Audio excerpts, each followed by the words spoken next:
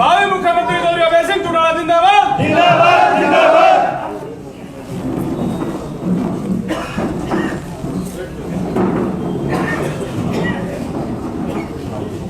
करें सर।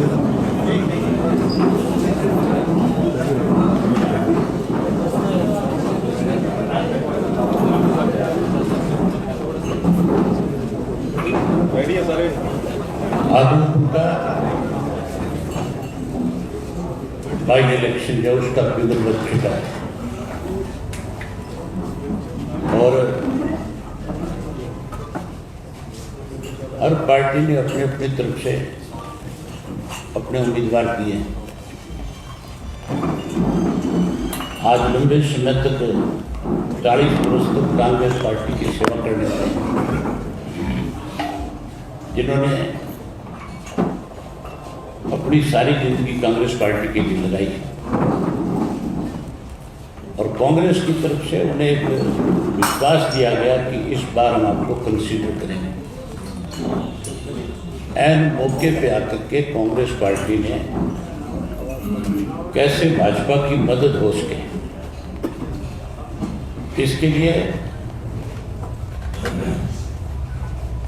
जो लोगों की डिमांड थी उसको तो अनसुना किया और भाजपा की मदद करने के लिए एक ऐसे व्यक्ति को उम्मीदवार बना करके उतारा जिसने 2009 में चुनाव लड़ा।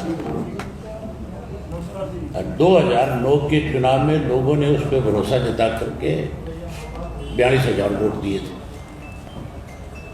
लेकिन 9 के बाद आज 22 हो गई। 13 वर्ष में एक दिन भी कभी हल्के में किसी के दुख सुख में शामिल नहीं।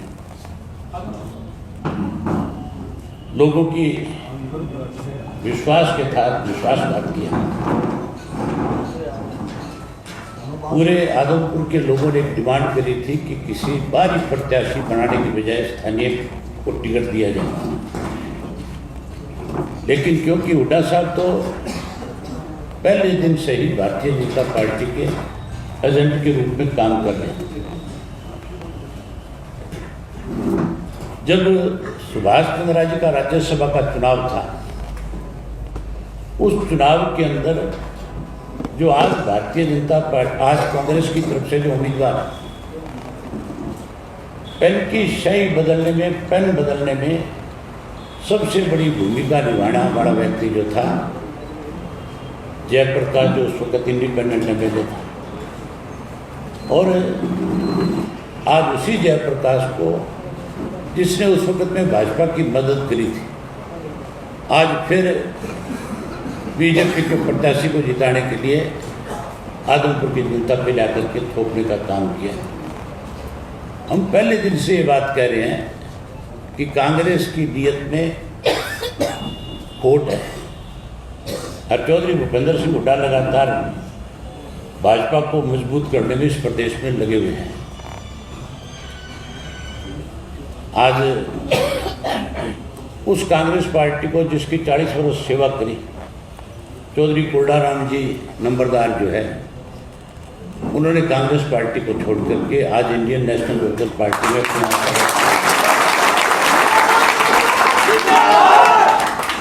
चौधरी देवीलाल जी की नीतियों में अपना विश्वास व्यक्त किया है। और इन्होंने कल जब अपना फैसला किया और उसके बाद जब मेरी इनसे मुलाकात हुई तो इन्होंने स्पष्ट किया था कि मैं पार्टी में पार्टी की सेवा करने के लिए आया हूँ। मैं पार्टी मुझे जो जिम्मेवारी सौंपेगी उस जिम्मेवारी को निभाऊंगा। मैं सबसे पहले तो आज जो इन्होंने चौधरी देवीलाल जी की नीतियों में विश्वास व्यक्त किया और इंडियन नेशनल लोकदल पार्टी में अपनी आस्था जताई है, उसके लिए इनका स्वागत करता हूँ, इनका अभिनंदन करता हूँ। और विधिवत रूप से इनको पार्टी में हमारे प्रदेश के अध्यक्ष चौधरी नफे सिंह जी से कहूँगा कि वो उनको पगड़ी पहना करके, पटका पहना करके विधिवत रूप से पार्टी में शामिल करें।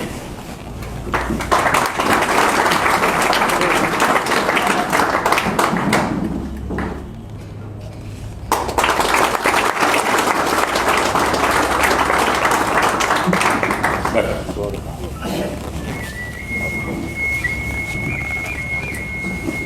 हमने अपने तौर पे पार्टी के 5 लोगों की जिम्मेवारी लगाई थी, सीनियर साथियों की, कि आप आदमपुर हल्के के गांव-गांव में जाओ और लोगों से बैठ करके बातचीत करो, बातचीत करके अपनी अपनी तरीके से रिपोर्ट तैयार करके लेके आओ कि किसको प्रत्याशी बनाया जाए। हमारे पास 3 नाम आए थे और उन तीनों में सबसे ज़्यादा दबाव इस बात का था, हल्के के कार्यकर्ताओं का, आम लोगों का, कि आपको अपने परिवार के किसी सदस्य को उम्मीदवार बनाना चाहिए। हमने जब ये 5 साथी अपनी रिपोर्ट लेकर के आए और उसके साथ साथ जो दूसरा नाम था वो श्री राजेश गोदारा जी, जो हमारी पार्टी के प्रदेश के महासचिव हैं, इनका था। और विशेष रूप से लोगों ने एक बात कही कि हमारे सुख दुख में हर वक्त राजेश गोदारा जी जो है पार्टी की तरफ से हमारे बीच में आते रहे और हमारी सबकी इच्छा है कि या तो आपके परिवार का कोई सदस्य चुनाव लड़े, अदरवाइज राजेश गोदारा जी को लड़ाया जाए। और उसके साथ साथ लोगों की सबसे बड़ी भावना जो थी वो ये थी कि चौधरी कुरडाराम जी के साथ कांग्रेस धोखा करेगी। अगर आप चौधरी कुरडाराम जी को इंडियन नेशनल लोकल पार्टी की तरफ से प्रत्याशी बना करके हमारे बीच में लेकर के आओगे तो फिर पार्टी का हर कार्यकर्ता तन मन धन के साथ इनके साथ खड़ा होगा और इस चुनाव को हम जीतने का काम करेंगे। आज जो प्रत्याशी हैं अलग अलग पार्टियों के, जहां तक बीजेपी के प्रत्याशी का सवाल है, बीजेपी का तो प्रत्याशी ऐसा है जो विदेश में रहता है, जो केवल चुनाव लड़ने के लिए आए हैं। कुलदीप बिश्नोई से हल्के के लोग एक बात पूछेंगे, मैं तो आप पत्रकार साथियों से भी ये कहना चाहता हूं कि आप उनसे एक सवाल जरूर करें। ये जरूर पूछें कि आदमपुर के अंदर बाई इलेक्शन की नौबत क्यों आई, ये इलेक्शन क्यों करवाना पड़ा, क्यों आपको इस्तीफा देना पड़ा। कोई ऐसे हालात नहीं थे।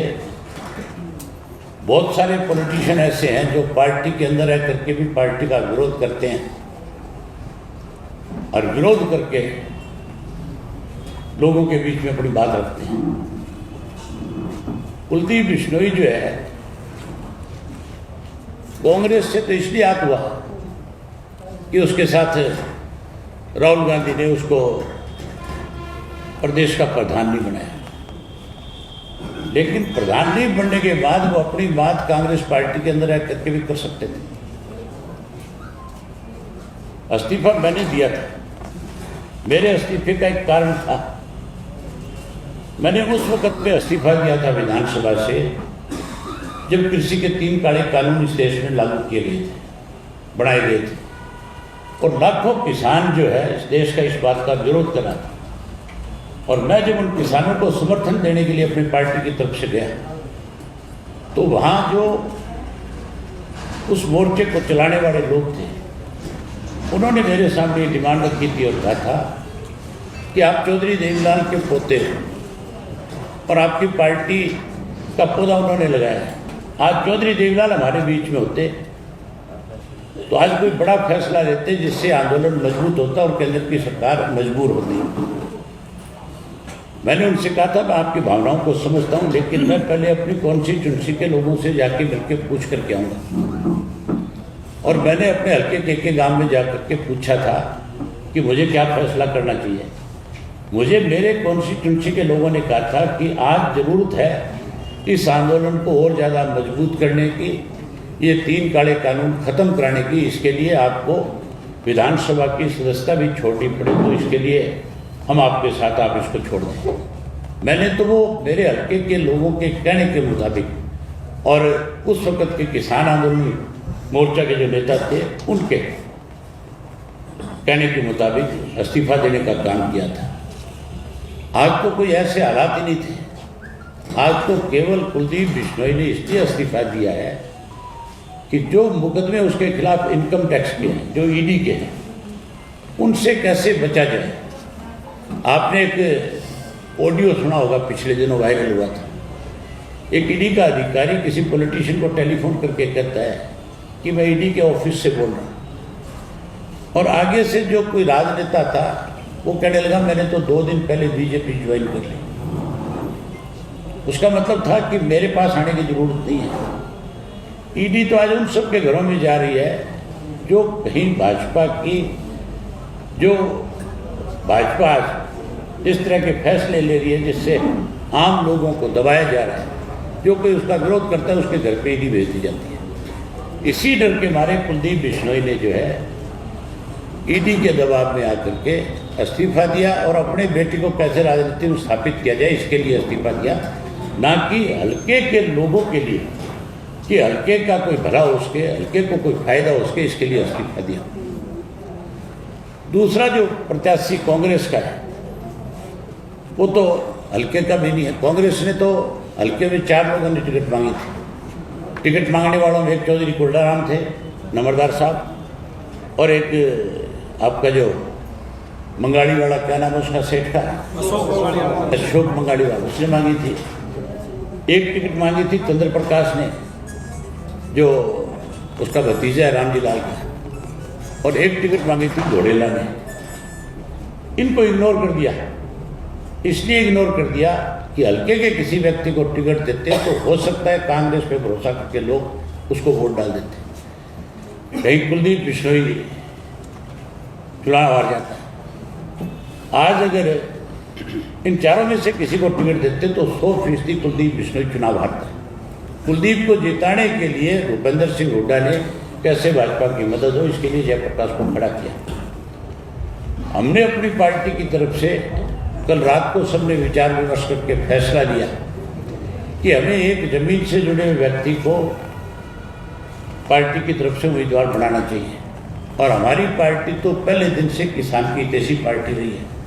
हमने हमेशा किसान को तवज्जो दी है और इसलिए ये फैसला किया कि चौधरी कुलडाराम जो है लंबे समय से किसान आंदोलन के साथ जुड़े रहे। जब ये 3 कृषि के काले कानून बने थे उस वक्त इन्होंने एक लंबी लड़ाई लड़ने का काम किया। 13 महीने उस आंदोलन का हिस्सा बनकर के रहे।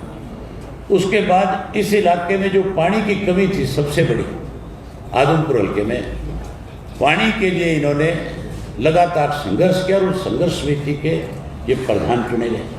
और इन्हीं के संघर्ष की वजह से इन गाँव में आज फिर पानी मिलना शुरू है। और उसके बाद आदमपुर और नलवा हल्के के जो किसान थे जिनकी फसलें खराब हो गई थी, जिनको मुआवजा नहीं दिया जा रहा था सरकार की तरफ से, उस आंदोलन में भी इन्होंने बढ़ चढ़ करके काम किया था। मैं भी बालसमंद गांव में उस आंदोलन में गया था और मैं जब गया था तो मुझे सब साथियों ने बताया कि चौधरी कुलडाराम ने लगातार इस आंदोलन को मजबूत करने के लिए बड़ी भूमिका निभाने का काम किया है। हमने सब ने रात को बैठ करके विचार विमर्श किया और ये फैसला किया कि हम ऐसे संघर्षशील व्यक्ति को जो लोगों के साथ जुड़ा रहा हो 24 घंटे, जिन्होंने लोगों की लड़ाई लड़ने का काम किया हो, जो लोगों के बीच में रहा, उसी व्यक्ति को पार्टी की तरफ से उम्मीदवार बनाया जाए।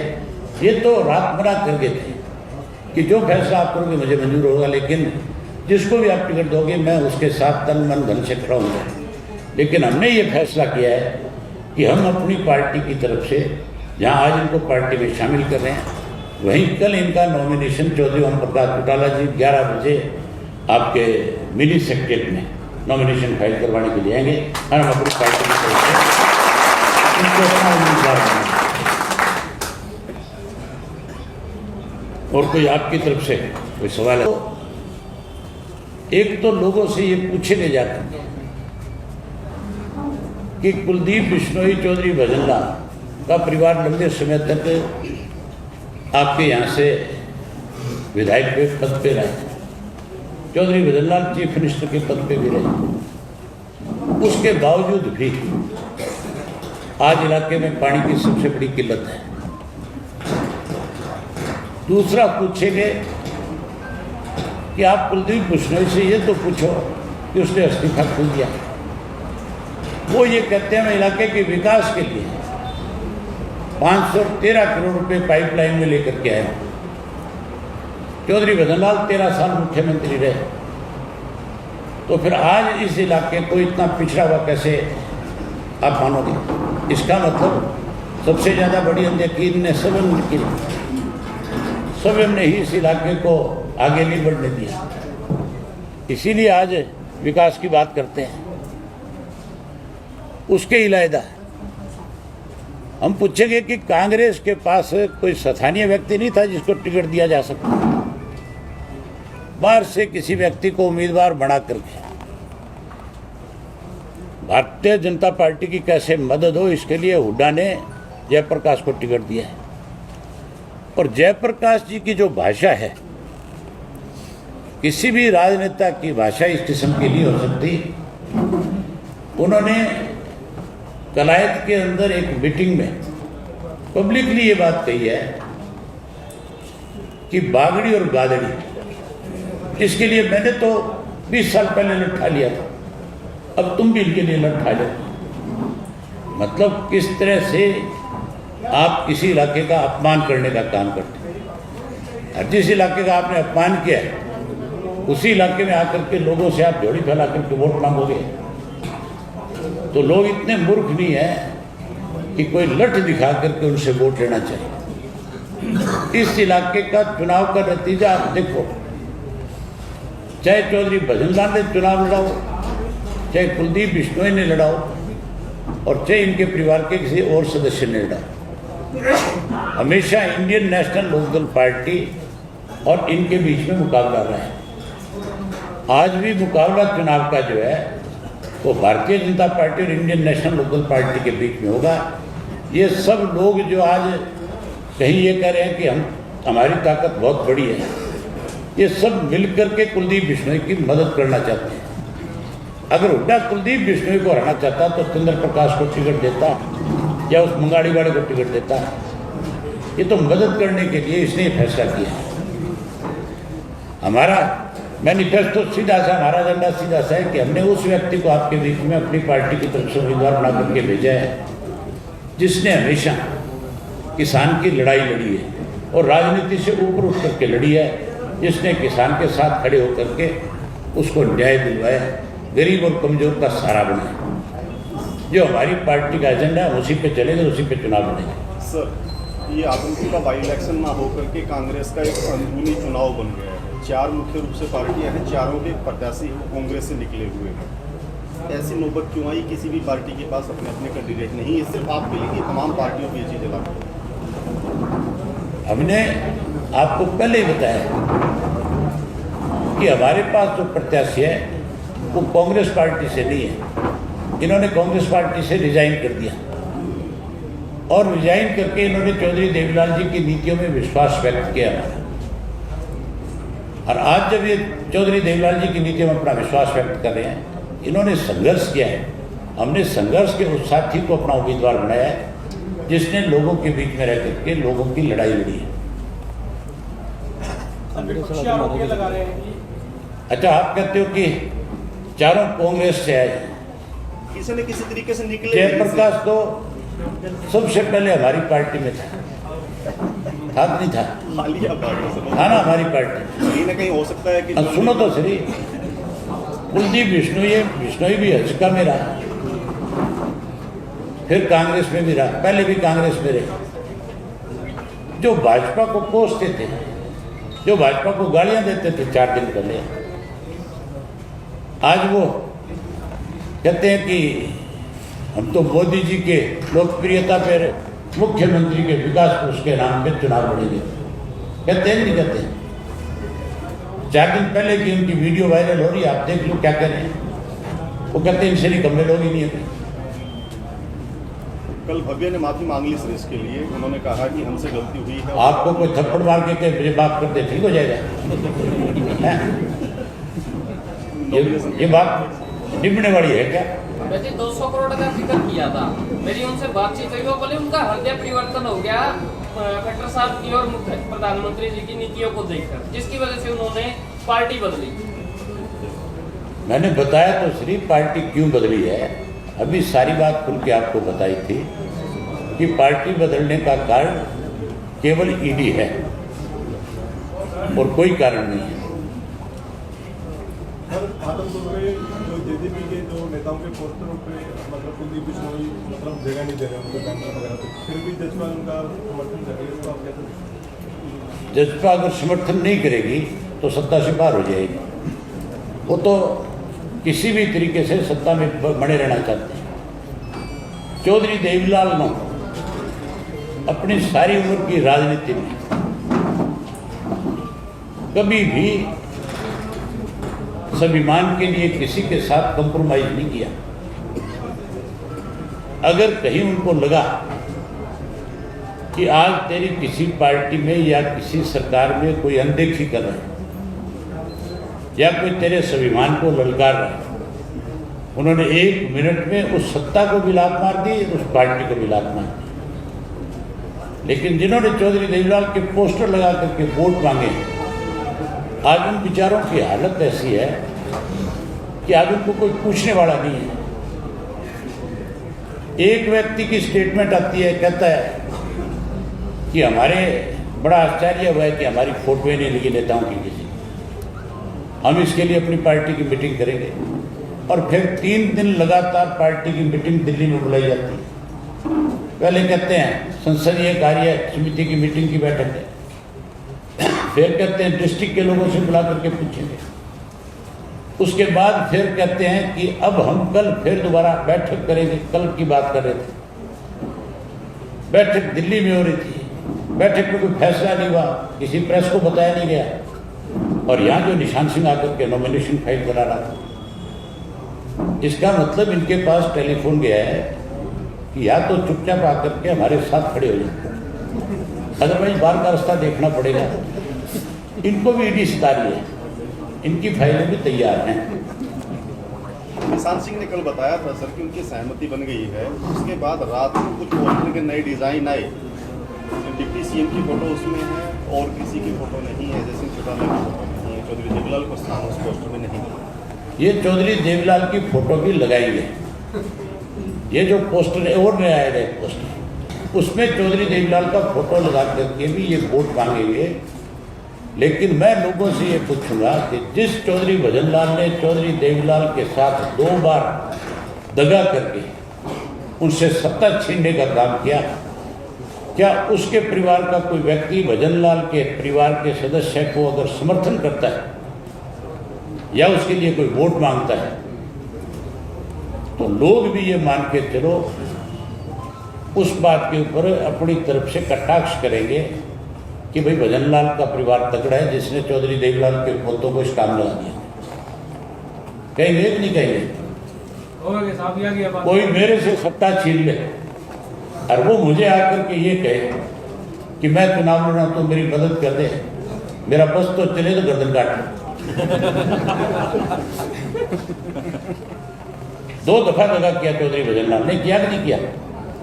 सन 77 में भी और उसके बाद सन 82 में भी। चौधरी रणजीत सिंह अभी भी उनके साथ है, वो कह रहे हैं भजनलाल और देवीलाल जी के तो रिश्ते बहुत अच्छे रहे। चौधरी रणजीत सिंह से पूछ तो सही, भाई तेरे बाप से कुर्सी 2 दफा किसने खुशी थी, वो भी बता दे। फिर ये मैं पूछूंगा, लोग पूछेंगे, मैं नहीं पूछूंगा, आदमपुर की जनता ये बात पूछेगी जब ये जाएंगे। इस मौके कल एक सवाल हुआ था सर, निशान सिंह जी से पूछा गया था, उन्होंने कहा कि राजनीतिक बातें हैं, पुरानी बातें तो हम लोग घर में भूल जाते हैं, राजनीति में इन बातों के कोई मायने नहीं होता। वो कल को चौधरी देवीलाल को भी भूल जाएंगे, आप निश्चित रहो। अभी 25 सितंबर को भी भूल गए थे, आने वाले समय में भूल जाएंगे। सर विपक्षी ये कह रहे हैं कि भजनलाल परिवार और चौटाला परिवार आपस में, आम आदमी पार्टी का भी आरोप है कि आपस में सेटिंग कर लेते हैं, लोकसभा चुनाव में जब उनके कैंडिडेट को मदद होती है तो आदमपुर से ये सेटिंग दिख रही है क्या नहीं, आपको सेटिंग का नजर आती है? सेटिंग करिए कांग्रेस पार्टी चुनाव में अगर कहीं मुकाबला होगा, लड़ाई होगी तो इंडियन नेशनल लोकल पार्टी की और भाजपा की होगी।